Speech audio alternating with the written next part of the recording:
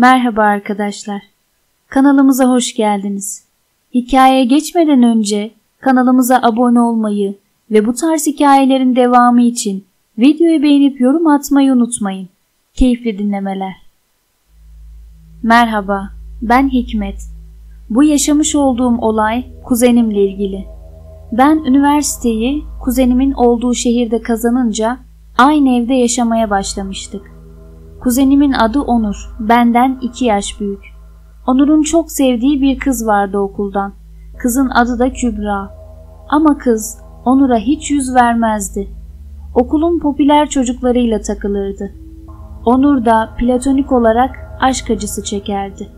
Bir gün çok sinirli geldi eve. Görseniz ağladı ağlayacak. Ne bu halin dedim. Meğer Kübra'yı bir erkeğe sarılırken görmüş. Çok samimilermiş. Ne yemek yedi o gün ne de konuştu. Odasından hiç çıkmadı. Ben endişeleniyordum bu haline. Kızı kendine takıntı haline getirmişti. Sosyal medyadan fotoğraflarını indirip bastırmış, odasının duvarlarına asmıştı. Kızın bunlardan haberi bile yok. Kübra'ya hoşlandığını ima edince kız bir daha yüzüne bile bakmamış. Ama Onur bir türlü unutamıyordu. Defterleri aşk şiirleriyle doluydu. Her yerde Kübra yazıyor. Yeni kalem alsa Kübra yazarak deniyordu. En son koluna dövme yaptıracaktı Kübra diye ama ben engel oldum. Durumu az çok anlamışsınızdır diye düşünüyorum. Onur Kübra'nın başka biriyle yakınlaştığını görünce kendini iyice kaybetmişti. Okula bile gitmemeye başladı. Derken bir gün internetten bir araştırma yaptığını ve kıza aşk büyüsü yaptıracağını söyledi. Ben tabii ki karşı çıktım. Saçmalama, ne büyüsü, çok günah falan dedim. Ama gözü hiçbir şey görmüyordu. Ben onsuz yaşayamam dedi. Bir hoca buldu en son. Sonra tutturdu, sen de geleceksin, beraber hocaya gideceğiz diye. Çok ısrar edince kabul ettim. Beraber hocaya gittik. Hocam, ben aşk büyüsü yaptırmak istiyorum. Bir kızı çok seviyorum. Onun da gözü benden başkasını görmesin dedi. Hoca Onur'u dinledikten sonra bunun 2 yöntemi var. Ya rahmani yollardan yaparız ya da kara aşk büyülerinden yani şeytani büyülerden yararlanırız dedi. Onur da en kesini neyse onu yapalım. Ben her şeyi göze aldım dedi. Adam da tamam. Senin işini en kısa zamanda çözeceğim. Ama önce dediklerimi yapman lazım dedi. Adam bize bir liste çıkardı. Şu lazım bu lazım diye. Tam 5.000 lira tutuyordu. Onur elinde ne kadar para varsa hocaya verdi. Hoca da yapmamız gerekenleri anlattı. Daha doğrusu Onur'un yapması gerekenleri. Oğlum, önce bir mezarlıktan ölü toprağı alacaksınız dedi. Ölü toprağını kavanoza koyun, 3 gün karanlıkta bekletin. 3 gün sonra da toprağı alıp bana gelin dedi. Hocanın yanından çıkınca gel vazgeçelim. Ne mezarı ne toprağı dedim. Ama yok, vazgeçmiyordu. Akşam hava kararınca gideriz. Bir ölüden alırız toprağı dedi. Ben gelmem dedim. Ama beni yalnız mı bırakıyorsun, biz kardeş değil miyiz diye konuşup durdu. Ben tamam dedim, lanet olsun, geliyorum. Akşam oldu. Biz mezarlığın yolunu tuttuk. İlk gördüğümüz mezardan 2-3 avuç toprak alıp geldik eve. Evin en az güneş alan odasında dolabın içine koyduk. 3 gün bekleyecekti o şekilde. Bu işi halledip uyuduk. Ertesi gün Onur biraz kendine gelmişti. Bu işlemle kızın ona aşık olacağını düşündüğü için bütün sorunları hallettim artık diyordu. Okul bitince eve geldik. Akşam olmuştu. Salonun ışığı yanıyordu. Ben de çamaşır makinesine çamaşırları koyuyordum. Koridordaydı makine. Işığı açmamıştım. Salonun ışığı yetiyor diye. Loştu yani etraf. Tam makinenin kapağını kapattım, arkamı döndüm. O anda bembeyaz, uzun siyah saçları olan bir kadın gördüm. Nasıl korktuysam kendimi geriye doğru attım. Çamaşır sepetinin içine düştüm. Kadın da kayboldu. Onur'a seslendim. Gördüğüm şeyi anlattım. Hayal görmüşsündür diye dalga geçti, önemsemedi. Ben çok korkmuştum. Hayal görmediğime emindim. O gün korkudan düşüncelere daldım. Büyü yaptırıyoruz diye başımıza kim bilir neler gelecek diyordum. Ertesi gün okul yoktu. Evde takıldık. Dışarı çıkmadık. Akşam Onur duşa girdi. 10-15 dakika sonra çığlık sesi geldi banyodan. Hemen ardından da Onur çırılçıplak koştu salona. Havlu falan getirdim. Ne oldu sana dedim. Senin bahsettiğin şeyi ben de gördüm dedi. Yıkanıyordum. Gözlerim kapalıydı. Gözlerimi açtığımda öylece beni izliyordu dedi. Yarın hocanın yanına gidip bunları anlatmaya karar verdik. Sabaha kadar aynı odada kaldık. Tuvalete mecbur kalmadıkça gitmiyorduk. Gidersek de birimiz kapının önünde diğerini bekliyordu. Sabah da hocanın yanına gittik hemen. Hoca beklediğimizden çok daha farklı bir cevap verdi. O gelen kişi toprağını aldığınız ölünün ruhudur. Büyü için kullanılacağından rahatsız olmuş, o kadar dedi. O kadar mı dedim. Nasıl böyle basit görebiliyorsunuz dedim. Onur'a dönüp o kızı seviyorsan bunlara katlanırsın. Ayrıca bu birkaç gün olur. Sonra her şey normale döner dedi. Onur da biraz korktuğundan hocam vazgeçsek ne olur dedi. Hoca da panikledi, sinirlendi. Vazgeçemezsiniz. Bu saatten sonra her şey daha da kötüye gider. Ben başladım. Artık yarım kalamaz bu iş dedi. Siz korkmayın. Bu olaylar sadece işlem sürecinde olur. Kız sana aşık olana kadar normal bunları yaşamanız dedi. Çaresiz eve geldik. Adam sanki çok önemsiz bir konuymuş gibi normal bunlar demişti. Biz evde diken üstündeydik. Yalnız kalamıyorduk. Sürekli ışıklar ve televizyon açıktı. Kızmaya başladım Onur'a. Senin yüzünden daha neler yaşayacağız kim bilir diye. Yarın toprağı hocaya vermemiz gerekiyordu. Bunun için yarın gidecek o toprak. Bir daha da böyle bir şey yaşamayacağız dedi. Ben o kadar pozitif bakamıyordum maalesef. İçim içimi yiyordu. Biz böyle konuşurken su sesi geldi banyodan. Birbirimize baktık ve kalkıp banyoya gittik. Musluk açılmıştı. Kapattık geri. Salona geldik. Ellerim titriyordu. Dua okuyordum. Başka da bir şey gelmiyordu elimden. Şu günü bir atlatsak diyordum. Salonda uyuduk o gün. Odalarımıza da gidemedik. Gece öyle kabuslar gördüm ki uyandığımda kalkıp atayım şu toprağa dedim. Ama yapamadım. Rüyamda aynı kadını görmüştüm. Elinde kalın bir ip, düğümlenmiş. Bana uzatıyor o ipi. Kendimi öldürmemi istiyor. Bunu anlıyorum. Ve yapamam diyorum. Çok yakında yapacaksın diyor. O anda uyandım. Bir süre sonra Onur da sıçrayarak uyandı. O da kabus görmüş. Daha da uyuyamadık. Oturduk bütün gece. Sabah da ilk iş hocaya gittik. Toprağı verdik. O da bize bazı kağıtlar verdi.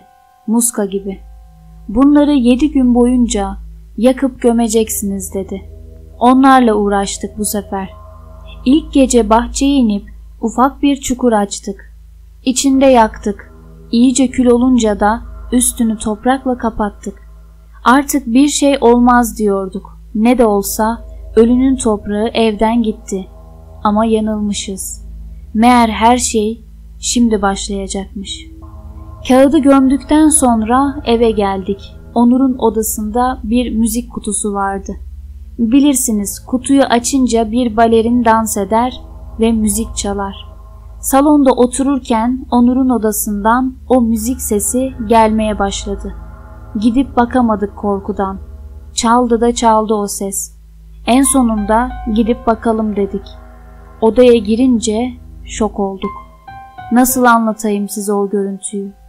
Duvarda kırmızı, büyük Arap alfabesi olan yazılar, el izleri, yerlerde çamurlu ayak izleri, etraf darmadağınık. Duvardaki Kübra'nın fotoğraflarına kan sıçramış sanki. Ve müzik kutusu her şey normalmiş gibi tatlı tatlı çalıyor. Kapıyı kapattı Onur. Koşarak salona girdik. Nefes nefeseydim. Bacaklarım tir tir titriyordu. Şimdi ne olacak dedim sinirlice. İstediğin buydu. Ne yapacağız şimdi dedim. Onur korkudan konuşamıyordu. Polis mi çağırsak dedi. Ne diyeceksin polise? Ben aşk büyüsü yaptırdım. Ruhlar, cinler musallat mı oldu diyeceksin dedim. Cevap veremedi. Evde duramadık. Dışarı çıkalım dedik. Belki otelde kalırız dedim. Onur'un hiç parası kalmamıştı biliyorum. Bütün parasını hocaya vermişti. Evden çıktık. Otele gittik. Birkaç gün her şey yoluna girene kadar burada kalalım dedik. Hocayı da arayıp son olanları anlattık. O da iyi olmuş evden uzaklaşmanız dedi. Çok az kaldı. Kız sana bağlanmaya başlayacak yakında diye de ekledi. Telefonu kapattık, uzandık. O sırada otelin telefonu çaldı. Resepsiyondan arıyorlar herhalde dedim. Açtım. Görevli bana aşağı gelebilir misiniz? Polisler geldi. Asker kaçağı gözüküyormuşsunuz. Kaydınızı yapınca emniyete bilgi veriyoruz dedi. Ne asker kaçağı dedim. Biz öğrenciyiz. Gelip burada anlatın durumu dedi. Aşağı indik. Görevliye sordum memur beyler nerede diye. İçerideki odada sizi bekliyorlar dedi.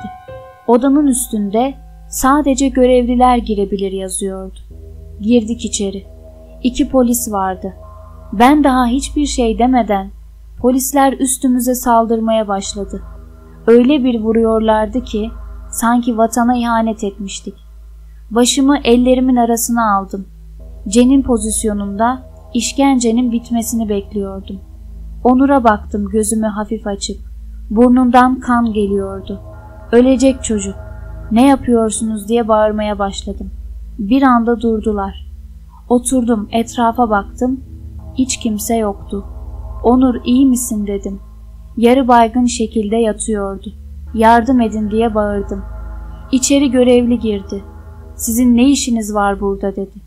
Siz bizi çağırdınız. Polis gelmiş diye dedim. Ben kimseyi çağırmadım. Yasak bu odaya girmek dedi. Ben görevliye derdimi anlattım. En baştan konuştuk. Güvenlik kamerasına bakalım dedim. Orada her şey çıkmıştır dedim. Tamam dedi. Açtı, izlemeye başladık. Görüntüde biz odamızdan çıkıyor ve direkt kimseyle konuşmadan o odaya giriyorduk. Böyle bir şey olamaz dedim. Görevli de biraz daha zorlayıp beni kandırmaya çalışırsanız gerçekten polis çağıracağım dedi. Mecbur odamıza çıktık. Onur'a baktım. Suratında kan falan yoktu ama canımız çok yanıyordu. Yok Onur, bu böyle olmayacak. Nereye gitsek peşimizi bırakmayacaklar dedim. Tekrar hocayı arayalım dedi. Hocayı aradık. Hoca da gelin bende kalın. Benim evimde hiçbir şey olmaz dedi. Tamam dedik. Evine gittik. Bize bir oda ayarladı. Bir ihtiyacınız olursa da seslenin dedi. O gece bir şey olmadı. Ama kabus gördük yine. Hoca işlemimizi yapıyordu. Sona yaklaşıyorduk artık. Hocanın belli ritüel saatleri vardı. Bu saatlerde odasına kapanıyor ve cinlerle iletişime geçiyordu. O zamanlarda da bize sakın odaya girmeyin diyordu. Biz de korkumuzdan girmiyorduk. 2. gün, 3. günde kağıtları yaktık. 7 gün dolunca Kübra Onur'a aşık olacaktı. Hocanın dediği buydu. Ama her şey 5. günde alt üst oldu. O günü anlatıyorum şimdi. Biz hala hocanın evinde kalıyorduk. Kağıdı yakıp eve girdik. Hoca yatmıştı çoktan. Kapının arkasında anahtar vardı. Biz kilitleyip odamıza geçtik. Onur kaldı 2 gün dedi. Çok mutlu ve heyecanlı gözüküyordu. Işığı kapattım. Yatağa yatınca iyi geceler, Allah rahatlık versin dedim. Pencere açıktı. Hava çok sıcaktı ama hiç esmiyordu. Bunalıyorduk. Biraz sonra aniden perde havalanmaya başladı. Bir rüzgar sesi geldi. Uğultu doldu odanın içine. Bu uğultu sonra bir vızıltı oldu.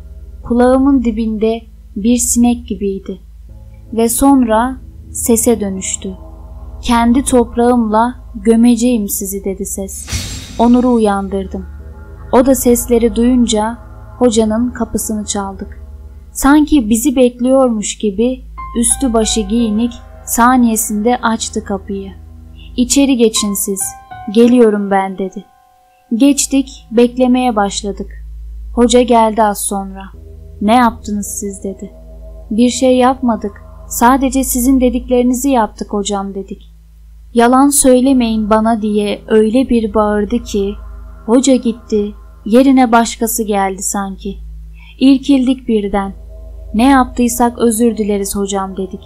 Özür dilemekle bitiyor mu sanıyorsunuz dedi. O an odaya başka biri daha girdi. Kadın mı erkek mi bilmiyorum. Çarşaflıydı aslında. Tıpkı kadın gibi. Ama iri yarıydı bir taraftan da. O yüzden anlayamadım, anlam veremedim. Geldi ve başımızda beklemeye başladı. Bir köle gibi. Başı önde, elleri önündeydi. Hoca cezanın bedelini ödeyeceksiniz dedi. Ben ağlıyordum. İstemsizce gözümden yaşlar akıyordu. O siyah varlık bizi diğer odaya soktu. Kaldığımız odaya. Ve tavanında urgan ipi vardı 2 tane. Kendimizi asmamız için konulmuş. Siyah varlık elini havaya kaldırınca biz de havalandık bir an. Altımızda ne sandalye ne de başka bir şey vardı. Ama havadaydık. İpe kadar yükselmiştik. Ölecektik. İçimden felak nas ne biliyorsam okudum. Onur'un deli tutulmuş gibi sadece ağlıyordu. Ben okudukça yere doğru indik. Ayağım yere basınca hoca da o siyah varlıkta kayboldu. Ve odanın kapısına biri hızlı hızlı vuruyordu. Bu hocanın sesiydi. Hemen açtım. Ne oldu? İyi misiniz dedi. Oturduk. Okudu biraz. Sakinleştirdi bizi. Olanları anlatınca az kalsın ölecekmişsiniz dedi. Biz de hocam biz artık işlem falan istemiyoruz. Vazgeçmek istiyoruz dedik. Son olaya da şahit olunca bir şey demedi hoca. Siz bilirsiniz dedi. Parayı da almadık. Çıktık geldik. Evin her yerine sirke döktük. Üzerlik tohumundan tütsü yaptık. Ama kabuslarımızdan kurtulamıyorduk. Bunun içinde bir çare düşündük. Ve toprağı aldığımız mezarı ziyarete gittik. Su döktük mezara, dua okuduk. Üstünde otlar bitmişti, temizledik. 1-2 tane de çiçek diktik. Sonra eve geldik. O gün rüyamda kadını gördüm yine.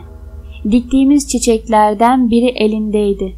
Bana bakarak gülümsedi ve çiçeği kokladı. Bu da onun son görüşüm oldu. İşlemden vazgeçip kurtulmuştuk. Devam etsek kesinlikle çok daha kötü şeyler yaşayacaktık. Keşke hiç gitmeseydik, bulaşmasaydık. Onur kendini zor topladı. Kübra'yla da asla kavuşamadılar. Okul bitince hiç göremedi tabii. Öyle unuttu. Unuttu diyorum çünkü şu an evli, bir de 3 yaşında kızı var. Bazen hatırlattığımda ne kadar aptalmışım, bunları yapmışım diyor. Ve eşiyle çok mutlu. Ben de mezarlığın oraya yolum düşerse o kadının mezarını ziyaret edip bir Fatiha okuyorum.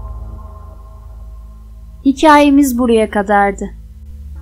Sizlerin de yaşadığı bu tarz paranormal olaylar varsa bizlerle açıklama kısmında paylaşacağımız Instagram veya mail adresimiz üzerinden ulaştırabilirsiniz.